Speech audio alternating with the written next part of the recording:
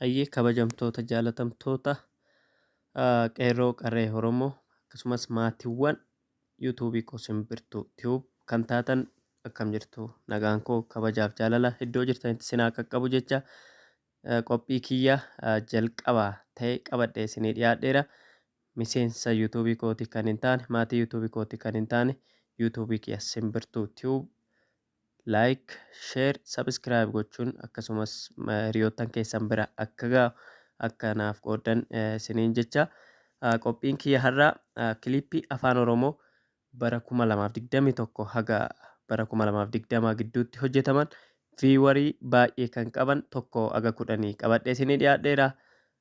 Qophii kiyya faana haga dhumaatti akka wajjin turtan sinaffee guddaa kan qabu kurnaffaan Shukrii Jammar 2022 naannoo jalqabaa bara 2022 naannoo ji'a tokkooti ammuma kan jedhu kurnaffaadha.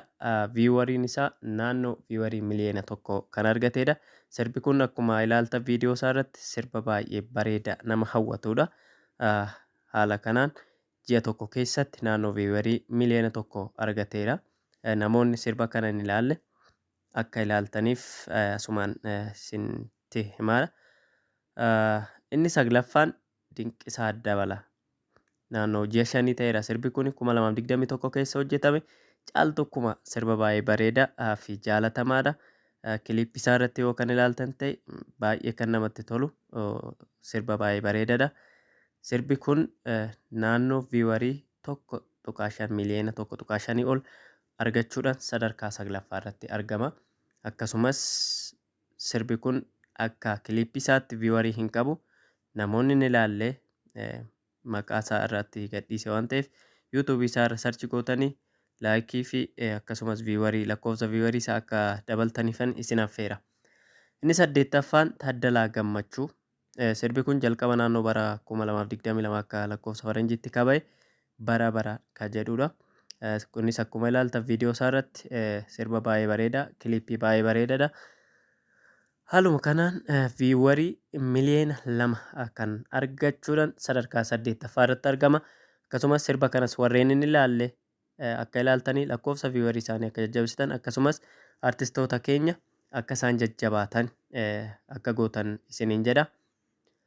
Itti aansuudhaan sadarkaa 7ffaa irratti kan argamu Guutuu Abarraa. Hawwaan hawwaasii nawwaa kan jedhu sirba baay'ee bareeda kiliippii isaa akkasumas warreen shubbisa isaa hojjetanillee baay'ee kan nama hawwatan sirba baay'ee bareedaadha. Sirbi kun kan hojjetame naannoo jalqaba bara 2021. Haaluma kanaan viiwarii yookaan lakkoofsi nama ilaalee fi naannoo miliyoona 3.6 kan ga'u qaba. Kanaaf sirba kanas namoonni hin ilaalle yoo jiraattan akka ilaaltaniif akka jajjabeessitan isiniin jedha. Sababni isaa akka baay'ina keenyaatiin artistoonni keenya sirboota hojjetan irratti viiwariin isaan qaban baay'ee xiqqaadha waan ta'eef cinaa dhaabbachuu qabna isiniin jedha. Itti aansuudhaan sirbi sadarkaa 6ffaa irratti argamu Leencoo Gammachuuti. Leencoo Gammachuu kan hojjete naannoo 2021 keessa sirbi kun sirba Sagalee jedhu. Sirba kanarraa wanti ani hubadhe ispeeshaalii yeroo ammaatti sirboonni afaan Oromoo hojjetamaa jiran kiliippii isaanii iddoo lookeeshinii isaan sirboonni kun itti waraabaman qulqullina kaameeraa isaaniitiin yoo ilaallu amma ta'e tokko deemneerra baay'ee hamma deemuu qabnus deemuu baannu just waggoota 2 darban waggoota darban irra baay'ee jijjiirama guddaa kan qabnudha waan ta'eef sirba baay'ee bareedaadha. Haaluma kanaan sirbi kun lakkoofsi namoota ilaalanii yookaan viiwariin inni qabu naannoo ji'a 6 guuteera. Miliyoona 3.6 qaba. Sirbi kunis akka bareedina isaatti fi akka baay'ee nama hawwatutti hin ilaalamne waan ta'eef ammas namoonni hin ilaalle sirboota kana akka ilaaltanii artistoota keenya kana jajjabeessitanii jedhee irra deddeebine isiniif dhaama. Hayyee jala kabajamtoota maatii yuutuubii kiyya warri laayik, sheer, sabiskiraayib hin goone yoo jira. 5ffaa irratti argamu weellisaa keenya jaalatamaa abbaa qabsoof cimaa akka ta'e Keekiyyaa Badhaadhaati. Sirba Saabarraaq jedhu. Sirbi kunis naannoo jalqabaa bara 2021 kan hojjetame yoo ta'e amma naannoo waggaa tokko lakkoofsiseera. Sirbichi kunis akkuma ilaaltanii sirba baay'ee miidhagaa kan namatti toludha. Lakkoofsi namaa ilaalanii yookaan viiwariin isaa naannoo miliyoona 5tti hiiku qabachuudhaan sadarkaa 5ffaa irratti argama. Itti aansuudhaan sirboonni tokko haga 4 bahan jettan osoo hin dubbatin koomentii osoo gootanii natti tola. Sammuu keessan keessatti kan dhufe amanamummaadhaan mallattoo koomentii jalatti akkanaa barreessitan isiniin jedha. Afraffaan weellistuu cimtuu jabduuf jaalatamtu kan taate Margituu Warqinaa Obomboleetti. Obomboleettiin sadarkaa 4ffaa irratti argama. Akkuma argitan sirba kana akka ilaaltan namoonni ilaaltan baay'ee sirba bareeda, kiliippiin isaa kan namatti tolu, sirba hawwataadha. Sirbi kun kan hojjetame baruma 2021 keessa naannoo ji'a 10 lakkoofsiseera. Sirbi kun viiwarii miliyoona 5.3 qabachuudhaan sadarkaa 4ffaa irratti argama. Ammas warri hin ilaalle akka ilaaltaniif laayik akka gootaniif akkasuma lakkoofsa viiwarii isaanii akka dabaltanii fi weellistuu keenya cimtuu kana jajjabeessitan isiniin jedha.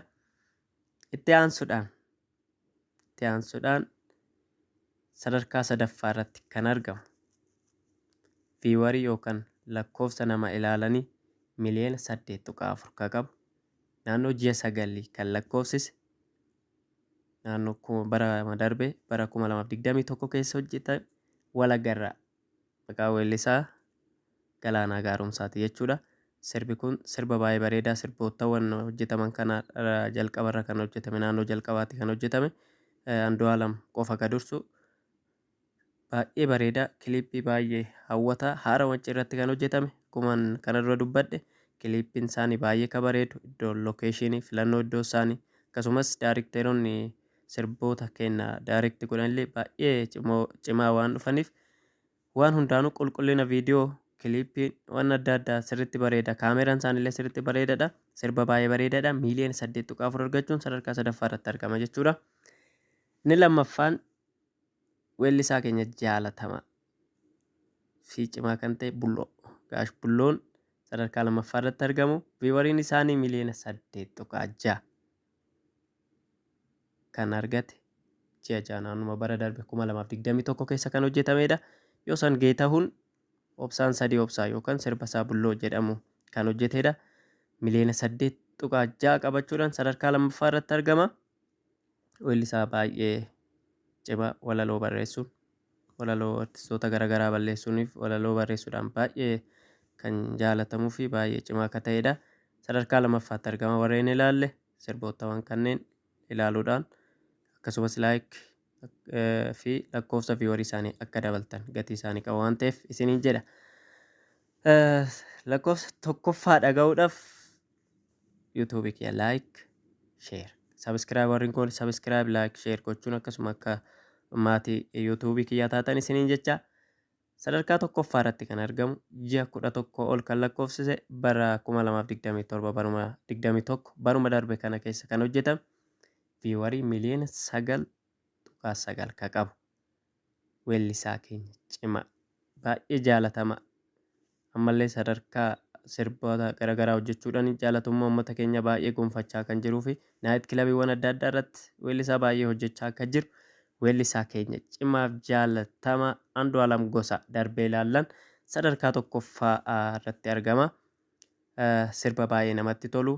Walumaa galatti egaa kunniin artistoota keenya gameeyyii ciccimoof jaalatamoo tokko bara 2021 haga 2022 keessatti hojjetaman sadarkaa 1 haga 10 qabanidha.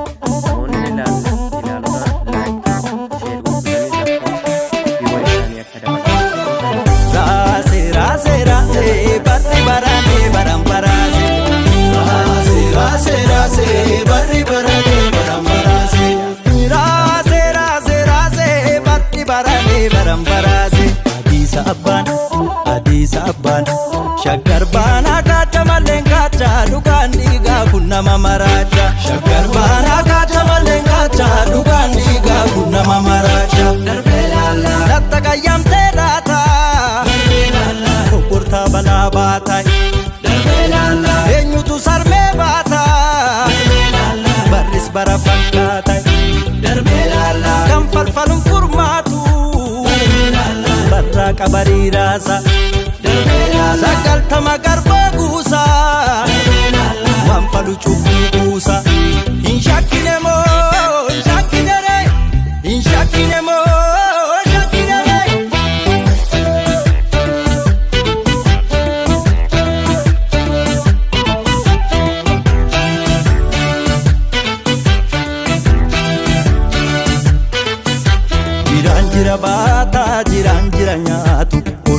chachalu antutti bobeeffatu boratan korma dhuga borata bore galchu basaki basaka basaki basaka basaki basaka basaki basaka inshakinemo inshakinere inshakinemo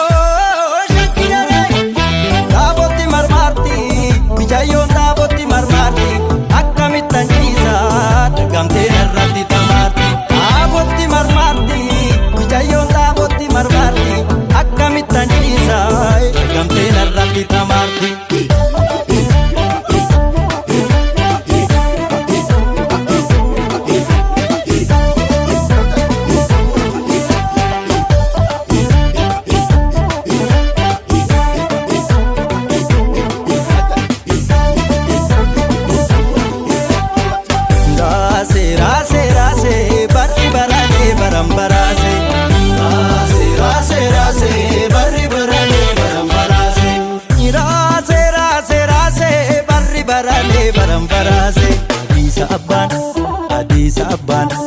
Adisa abban biyya kachamalleef mal barbaadam inti balligalle Adisa abban biyya kachamalleef mal barbaadam inti balligalle